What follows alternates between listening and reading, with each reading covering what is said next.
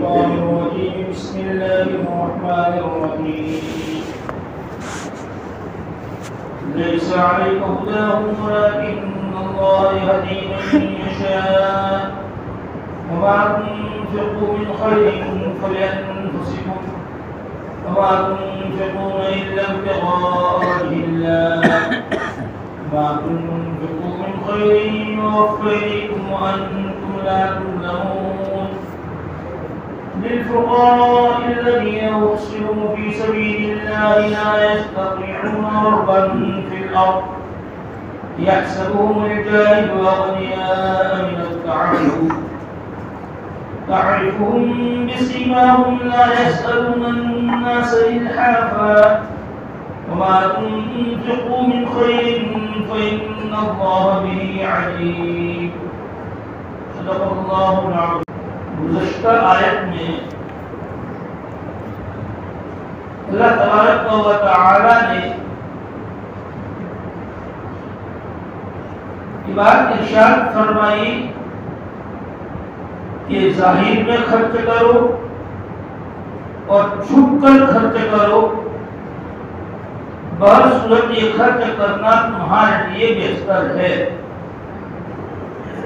اور خرچ کرنے کی وجہ سے اللہ تبارک و تعالی تمہارے سیئات کو مٹائے گا. تو آگے آیت کریمہ کے اندر اللہ تبارک و تعالی ارشاد فرماتے ہیں لیس علیک ہداہم ولکن اللہ یہدی من یشاء، کہ آپ کے ذمے ان کی ہدایت نہیں ہے، لیکن اللہ تبارک و تعالی جس کو چاہتے ہیں ہدایت عطا فرماتے ہیں. اس آیت کریمہ کے اندر اشارہ اس بات کی طرف ہے کہ چاہے مسلمان ہو، چاہے مشرک اور کافر ہو، جو بھی ضرورت مند ہو، ضرورت مند پر خرچ کرنا چاہیے. سوال دل میں یہ اٹھتا ہے کہ جب اللہ تبارک و تعالی نے خرچ کرنے کی اتنی فضیلت بیان فرمائی ہے، اتنے فائدے ارشاد فرمائے ہیں، اور خرچ کرنے پر گناہ مٹتے ہیں، تو کسی کے ذہن میں سوال آ سکتا ہے کہ صرف مسلمانوں پر خرچ کریں گے، مسلمانوں کو صدقہ دیں گے تو یہ فائدہ اور یہ اجر ہمیں نصیب ہوگا، کفار کے ضرورت مندوں کو اور مشرکین کی حاجت مندوں کو دینے کی صورت میں یہ اجر اور یہ فائدہ ہمیں نصیب نہیں ہوگا. اس لیے صحابہ کرام رضوان اللہ علیہم اجمعین انہی کو دیتے تھے جو ایمان لے آئے، جنہوں نے اسلام قبول کیا، دوسروں کو نہیں دیتے تھے، اور وہ یہ امید لگاتے تھے تاکہ مشرکین کی حاجت مند اور ضرورت مند جو ہے وہ یہ دیکھ کر ایمان لے آئے. اس آیت کریمہ کے شان نزول میں ایک روایت یہ آتی ہے کہ مسلمانوں کے بعض رشتہ دار یہود تھے کہ یہود کے یہاں انہوں نے دودھ پیا تھا، ان کے ساتھ تعلقات تھے اور رشتہ داریاں تھی، اس کی وجہ سے وہ یہود پر خرچ کیا کرتے تھے. جب انہوں نے اسلام قبول کر لیا تو یہود پر خرچ کرنا بند کر دیا، اس امید پر وہ یہود حاجت مند اور ضرورت مند ہے، مفلس ہے، اور اگر ہم نے ان پر خرچ نہیں کیا تو مجبور ہو کر تاکہ ہم پر خرچ کرے، اس وجہ سے وہ مجبور ہو کر اسلام لے آئیں گے. تو اسلام لے آنے کو امید پر ان پر خرچ کرنا چھوڑ دیا اور بند کر دیا. تو اللہ تبارک و تعالی نے فرمایا کہ نہیں، ایسا نہ کرو، چاہے مسلمان ہو چاہے کفار و مشرکین ہو، ہر ایک کے ضرورت مندوں پر خرچ کیا کرو. دیکھو ضرورت کس کو ہے، اگر ضرورت کسی مشرک اور کافر کو ہے وہ حاجت مند ہے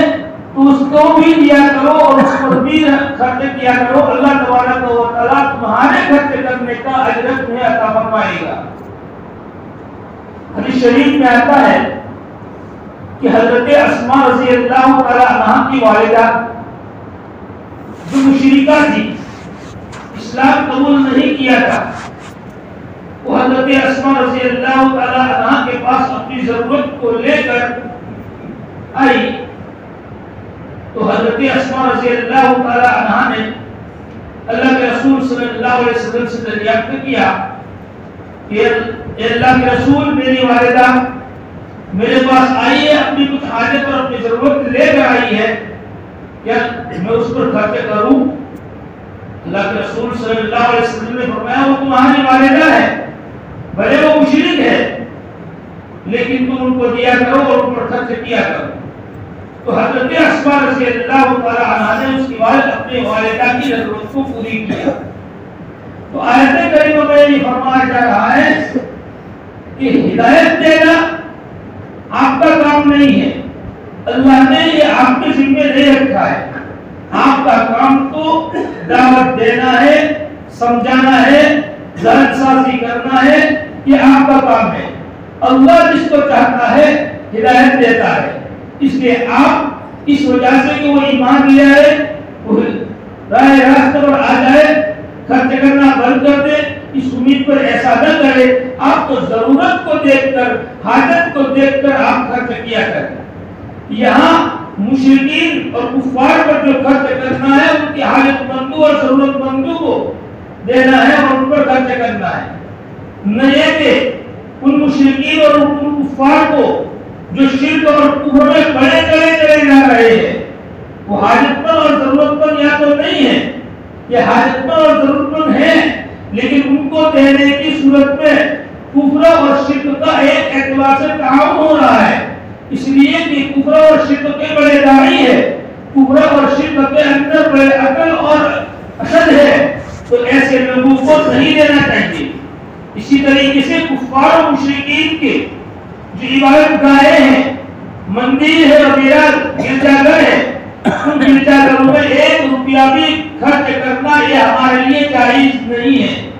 یہ تو کفار و مشرکین کی حاجت مندوں پر خرچ کرنا ہے، نہ کہ ایسے مقامات پر جس سے کفر کی تقویت، کفر کو تقویت مل رہی ہو یا کفر کی تائید ہو رہی ہو، جیسے دیوالی اور ہولی کے موقع پر ہم ان پر خرچ کریں، یہ ہمارے بالکل 1 روپیہ بھی دینا اس وقت جائز نہیں ہے۔ ان کو سمجھا بجھا کر کسی بھی طریقے سے ان کو روانہ کر دینا چاہیے۔ وَمَا تُنْفِقُوا مِنْ خَيْرٍ فَلِأَنفُسِكُمْ، جو کچھ تم خرچ کرتے ہو مال، من خیر یا خیر سے مراد مال ہے، تو جو کچھ مال تم خرچ کرتے ہو فَلِأَنفُسِكُمْ، تو اپنے ہی لیے ہے، اس کا نفع خود کو ہوگا، چاہے مسلمان پر خرچ کرے، چاہے مشرک و کفار پر خرچ کرے، لیکن ضرورت مندوں اور حاجت مندوں پر خرچ کیا جا رہا ہے تو اس کا نفع تمہیں کو حاصل ہوگا۔ وَمَا تُنْفِقُونَ إِلَّا ابْتِغَاءَ وَجْهِ اللَّهِ، اور نہیں خرچ کرتے ہو تم مگر اللہ تبارک و تعالیٰ کی رضامندی حاصل کرنے کے لیے۔ وَمَا تُنْفِقُوا مِنْ خَيْرٍ يُوَفَّ إِلَيْكُمْ، اور جو مال تم خرچ کرتے ہو تم کو پورا دیا جائے گا اور تم پر ظلم نہیں کیا جائے گا، تم سے کم نہیں کیا جائے گا۔ یعنی جو تم نے راہ خدا میں مال کو خرچ کیا ہے،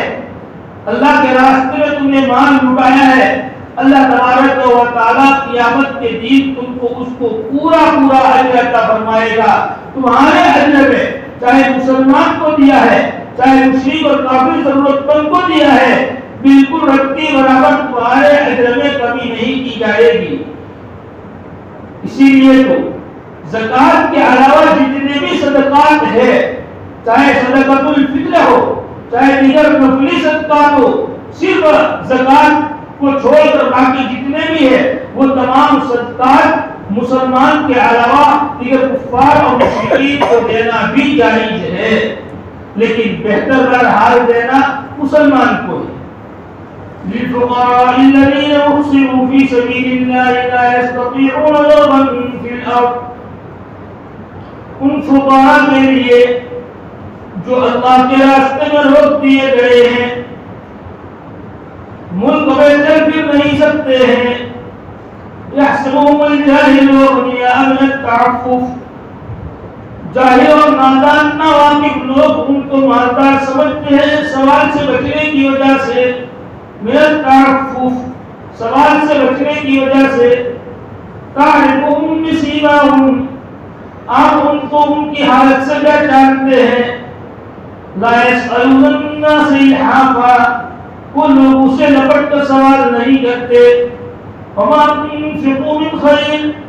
جو مال تم خرچ کرتے ہو، فإن اللہ به علیم تو اللہ تبارک و تعالی اس کو جاننے والے ہیں۔ کہاں خرچ کرنا چاہیے اجمالی طور پر آ گیا، یا خاص راستہ اللہ تبارک و تعالی بیان فرماتے ہیں، للفقراء الذین احصروا فی سبیل اللہ وہ فقراء جو اللہ کے راستے میں روک دیے گئے، اللہ کے راستے میں روک دیے گئے یعنی جہاد فی سبیل اللہ کے اندر۔ اسی طریقے سے وہ کمزور طالب علم جو علم میں دل و جان سے حاصل کرنے کے پیچھے لگے ہوئے ہیں، ظاہری علوم کو حاصل کرنے میں، باطنی علوم کو حاصل کرنے میں لگے ہوئے ہیں، اور ان علوم کو حاصل کرنے کی وجہ سے ان کو دنیا کمانے کا وقت نہیں ملتا ہے ملک میں، اور اسی طریقے سے ادھر ادھر جا کر وہ کمائی نہیں کر سکتے ہیں، اپنی معاش کا مسئلہ حل نہیں کر سکتے ہیں۔ ایسے لوگوں پر خرچ کیا کرو، ایسے فقراء پر خرچ کیا کرو، ایسے فقراء پر خرچ کرنے کی صورت میں تمہیں ثواب زیادہ ملے گا، وہ زیادہ مستحق ہے۔ ہمارا روپیہ ہمارا پیسہ ان لوگوں پر خاص طور پر خرچ ہونا چاہیے جو اللہ کی سرحدوں کی حفاظت میں، اللہ تبارک و تعالیٰ کے دین کی حفاظت میں لگے ہوئے ہیں، اور ان کو کمائی کا وقت نہیں مل رہا ہے، رات دن اسی میں لگے ہوئے ہیں۔ تو ایسے کمزور اور غریب قسم کے لوگ ہیں جن کے معاش کا کوئی مسئلہ، معاش کا کوئی انتظام نہیں ہے، ایسے لوگوں پر خرچ کرنا چاہیے۔ ایک روایت میں آتا ہے کہ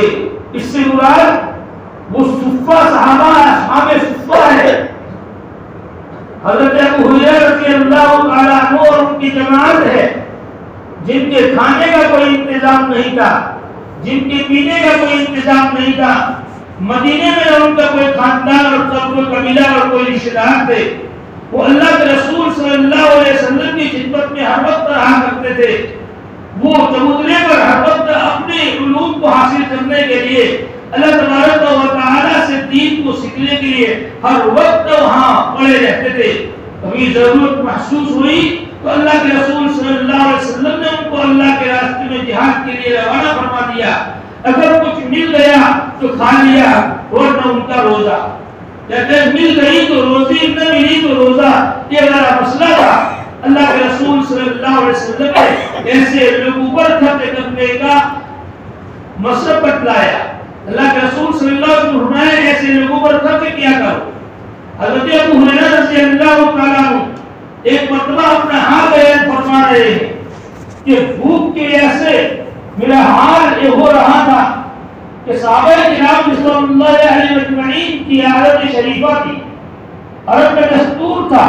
عرب مہمان نواز تھا، سخاوت ان کی گھٹی میں پڑی ہوئی تھی، اگر کوئی شخص ان سے کوئی سوال کرتا دینی اعتبار سے تو وہ خوش ہوتے کہ مجھ سے فائدہ اٹھایا ہے۔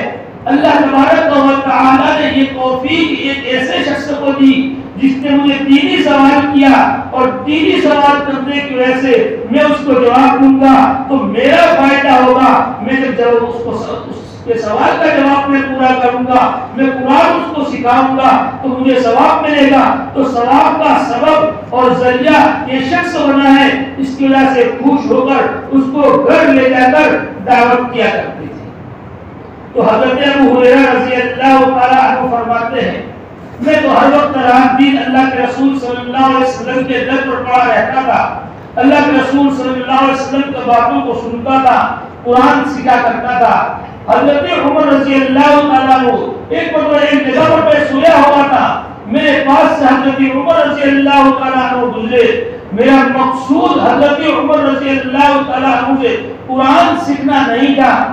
میں نے حضرت عمر رضی اللہ تعالیٰ عنہ سے قرآن کی چند آیات کا سوال کیا تاکہ حضرت عمر رضی اللہ تعالیٰ عنہ میرے قرآن کی آیات کا سوال کرنے کی وجہ سے مجھ سے خوش ہو کر حضرت عمر اپنے گھر لے جا کر مجھ کو کھانا کھلا دے تاکہ میرا فاقہ اور میری بھوک ختم ہو. یہ حضرت ابو ہریرہ رضی اللہ تعالیٰ عنہ کا یہ حال تھا کہ ایک وقت ایسا تھا کہ وہ سوئے ہوئے تھے. لوگ یہ سمجھ کر کہ مردی کی بیماری لگی ہوئی ہے، بھوک کی وجہ سے بے ہوش پڑے ہوئے ہیں، لوگ گردن پر بولتے تھے. وہ حضرت ابو ہریرہ وہ سوال نہیں کرتے. آج حضرت ابو ہریرہ کی بھوک کا حالت کیا ہے کہ حضرت ابو ہریرہ حضرت عمر سے اس نیت سے سوال کر رہے ہیں کہ حضرت عمر مجھے گھر لے جا کر کچھ کھلا دے. لیکن حضرت عمر رضی اللہ تعالیٰ عنہ حضرت ابو ہریرہ کی اس نیت کو سمجھ نہیں پائے اور حضرت عمر رضی اللہ تعالیٰ عنہ سے جو حضرت عمر ابو ہریرہ نے سوال کیا تھا وہ چند آیتیں بتلا کر حضرت عمر روانہ ہو گئے. حضرت ابوبکر صدیق رضی اللہ تعالیٰ عنہ تشریف لائے. حضرت ابوبکر صدیق رضی اللہ تعالیٰ عنہ سے بھی حضرت ابو ہریرہ اس در میں سوال کرتے ہیں کہ کچھ آیتیں سکھلا دے اور مجھ سے خوش ہو کر اپنے گھر لے جائے. لیکن حضرت ابو ہریرہ کا مقصد حضرت ابو ہریرہ رضی اللہ تعالیٰ عنہ بھی سمجھ نہ سکے. مقدر میں نہ حضرت عمر کے گھر کا کھانا تھا، مقدر میں نہ حضرت ابوبکر کے گھر کا کھانا تھا. ابو ہریرہ کے مقدر میں تو اللہ کے رسول صلی اللہ علیہ وسلم کے گھر کا کھانا تھا. اللہ کے رسول کا مہمان آج ابو ہریرہ کو بننا تھا. اسی لیے نہ حضرت عمر رضی اللہ تعالیٰ عنہ کی توجہ اس طرف گئی، نہ حضرت ابوبکر کی توجہ اس طرف گئی. اتنے میں اللہ کے رسول صلی اللہ علیہ وسلم نکل رہے ہیں اور حضرت ابو ہریرہ کی یہ حالت کو دیکھ کر پہچانتے ہیں اور سمجھ جاتے ہیں. آپ مسکراتے ہیں، حضرت ابو ہریرہ کو لے کر اپنے گھر چلتے ہیں اور حضرت ابو ہریرہ کو جو اپنے گھر میں جو کچھ تھا وہ ابو ہریرہ کو کیا تھا ارے بھائی سے اللہ کے رسول صلی اللہ علیہ وسلم سوال کرتے ہیں. واقعہ لمبا ہے، مختصر یہ کہ دودھ کا ایک پیالہ تھا، دودھ کا ایک پیالہ. اللہ کے رسول صلی اللہ علیہ وسلم نے جب دیکھا کہ دودھ کا ایک پیالہ ابو ہریرہ کو پیش کیا کہ دیکھو دودھ کا ایک پیالہ ہے، گھر میں اور کچھ نہیں ہے. ابو ہریرہ سے فرماتے ہیں اللہ کے رسول جاؤ سارے صفہ والوں کو بلا کر لے آؤ. ابو ہریرہ فرماتے ہیں میرے دل میں یہ بات آئی، ابو ہریرہ پیالہ تو ایک ہے، صفہ والوں کی تعداد تقریباً 400 کی تھی. اب یہ سارے آئیں گے اور اللہ کے رسول جب یہ سارے صفہ والے آئیں گے تو اللہ کے رسول مجھے سے کہیں گے اے ابو ہریرہ سب کو ملا، باری سب کے عقیدے میرے پاس بیٹی آئے گی، کیا بنے گا؟ میرے حصے میں تو شاید کچھ آنے والا نہیں ہے. یہ حضرت ابو ہریرہ رضی اللہ تعالیٰ عنہ یہ تھے لا يسألون الناس الحاما، وہ لپٹ لپٹ کر سوال نہیں کرتے تھے. وہ صحابہ جو سائل ایسے ہوتے ہیں جس لپٹ کر سوال نہیں کرتے. تو ایسے کے بارے میں للفقراء الذین احصروا فی سبیل اللہ لا یستطیعون ضربا فی الارض، نادان اور ناواقف لوگ کیا سمجھتے ہیں؟ ان کو مالدار سمجھتے ہیں. کیوں مالدار سمجھتے ہیں؟ کہ سوال نہیں کرتے، اپنا اظہار کیا ہے فاقے کا کسی کے سامنے نہیں کرتے کہ مجھے ضرورت ہے، اپنی ضرورت کا اظہار نہیں کرتے. ہاں اے نبی آپ ان کو ان کی علامتوں سے پہچانتے ہیں، ان کے احوال سے پہچانتے ہیں. وہ لاغیر ہے، دبلے ہیں، دن بدن دبلے ہوتے جا رہے ہیں، کمزور ہوتے جا رہے ہیں. ان کی ڈسپوس اور بدنی احوال سے آپ ان کو پہچان کر گویا کہ آپ ایسے لوگوں کو تلاش کر کر کر اپنا صدقہ ان تک پہنچایا کرو. یہ صدقہ کرنے والوں کے لیے اللہ کے رسول اللہ تبارک و تعالیٰ نے یہ حکم دیا کہ تم خود ایسے لوگوں کو پہچانو. لوگ آپ کے پاس آ کر ایسے سوال سے بچنے والے نیک اللہ تبارک و تعالیٰ پر پہنچے ہوئے اللہ تبارک و تعالیٰ تک پہنچے ہوئے لوگ ہیں، وہ کسی سے سوال نہیں کرتے. ایسے لوگوں کو ہمیں تلاش کر کر کر ایسے لوگوں کو ہمارا مال پہنچانا چاہیے. تمہارا مال وہ ہے جو متقی اور پرہیزگار کھائے، تو ایسے متقی اور پرہیزگار تک ہمیں اپنا مال کو پہنچانا چاہیے. لا يسألون الناس الحافا، لوگوں سے لپٹ کر سوال نہیں کرتے. جو لپٹ کر سوال کرتے ان کو دینا بھی جائز نہیں ہے. جو بھکاری اور جنہوں نے اپنا پیشہ بنا رکھا ہے مانگنے کا، ان کو ہمارا پیسہ اور ہمارا روپیہ اوپر خرچ کرنا ہمارے لیے جائز نہیں ہے۔ ایسے پیشہ وروں کے لیے، وہ اپنے اعتبار سے پیسے والے ہوتے ہیں، مالدار ہوتے ہیں، ایسے لوگوں کو ہم آہستہ سے نرمی سے ان کو سمجھاتے ہیں۔ دیکھو بھائی، حدیث شریف میں آتا ہے اللہ نے آپ کو طاقت دی ہے۔ حدیث شریف میں اللہ کے رسول صلی اللہ علیہ وسلم فرماتے ہیں کہ جس کے بدن میں اتنی قوت ہو کہ جنگل میں جائے